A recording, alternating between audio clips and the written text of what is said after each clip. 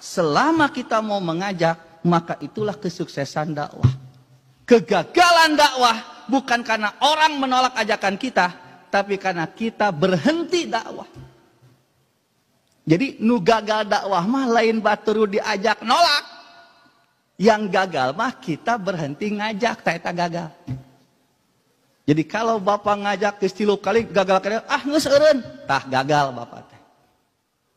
Tapi ketika terus mengajak, sampai kapan? Sampai kapan, Pak?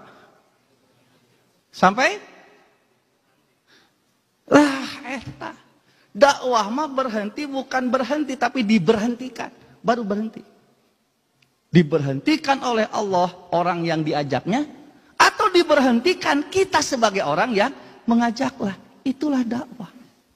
Makanya Rasulullah ketika awal-awal berdakwah, cara berpikirnya kayak bapak begitu. Lamun ngajak teh kudu diterima. Makanya waktu itu Nabi di awal-awal dakwah, cara berpikirnya Nabi itu strategis, Pak. Siapa yang diundang? Dipilihan. Para pejabat, orang kaya, orang cerdas, dengan harapan kalau mereka diajak, itu kemungkinan menerimanya besar. Kenapa? Mereka orang-orang pintar. Mereka orang-orang cerdas. Mereka orang-orang yang bisa diajak berpikir. Yang kedua, kalau mereka menerima, maka akan menjadi tambahan tenaga untuk suksesnya dakwah yang Nabi lakukan. Akhirnya mengadakan pengajian eksklusif, pengajian khusus nu beunghar, pengajian khusus pejabat. Jadi geus aya tiba heula Pak pengajian khusus. Sampai ketika Nabi sedang menyampaikan, tiba-tiba datang. Sudah miskin, buta lagi. Namanya Ibnu Ummi Maktum. Dia datang kepada Rasulullah sambil memegang baju Rasulullah. Ya Rasulullah, aku pun ingin mendengarkan apa yang Allah turunkan kepadamu. Melihat Ibnu Maktum datang, kemudian melihat kondisi jamaah yang waktu itu banyak orang kaya, terlihat wajahnya tidak nyaman kedatangan orang miskin. Televel kudu ngaji jeung cacing cau nya Pak. Ieu nu datang cacing kalau ngungkul. Ieu cacing cau kelihatan dari mukanya Pak. Nah Nabi waktu itu yang awal-awal dakwah merasa baper. Ini Nabi kayak baper. Bawa-bawa perasaan. Melihat jamaah yang kaya merasa tidak nyaman. Nabi jadi ikut tidak nyaman kepada Ibnu Maktum. Akhirnya Nabi mengusir kan. Sambil bermuka masam Nabi mengatakan. Kadi nanti. Apa yang terjadi? Gara-gara Nabi berlaku seperti ini. Ditegur oleh Allah langsung. Turun surat Abasa. Abasa wa tawalla an ja'ahul a'ma. Kamu bermuka masam sambil berpaling gara-gara kedatangan orang yang buta. Kenapa? Karena dianggap akan mengganggu strategi Nabi yang sudah disiapkan. Karena ini akan mengganggu kenyamanan orang-orang kaya. Tapi Allah melanjutkan ayatnya, wa ma yudrika la'allahu yazzakka.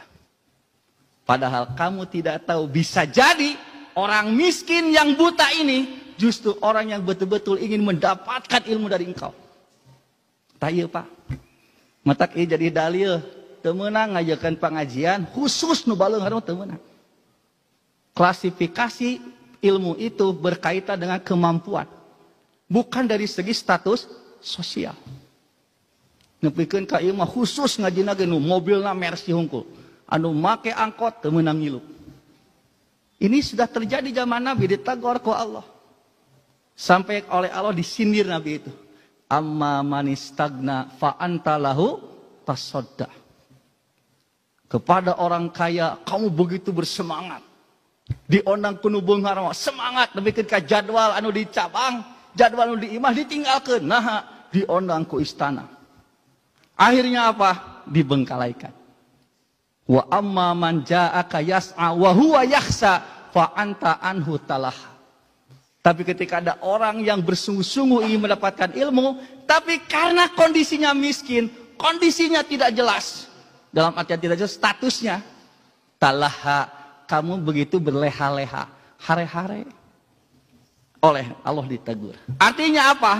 Ditegur bahwa ternyata dakwah itu bukan begitu. Dan apa yang terjadi Pak?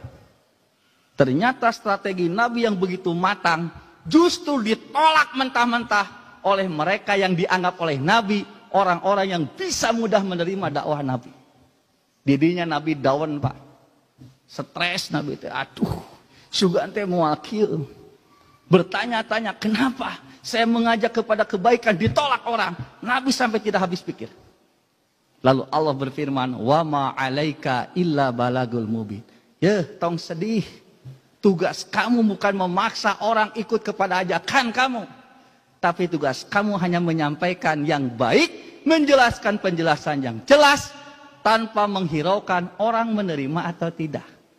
Maka dengan penjelasan ini jelas, tugas dakwah itu tidak berat sebetulnya, mudah. Hanya apa?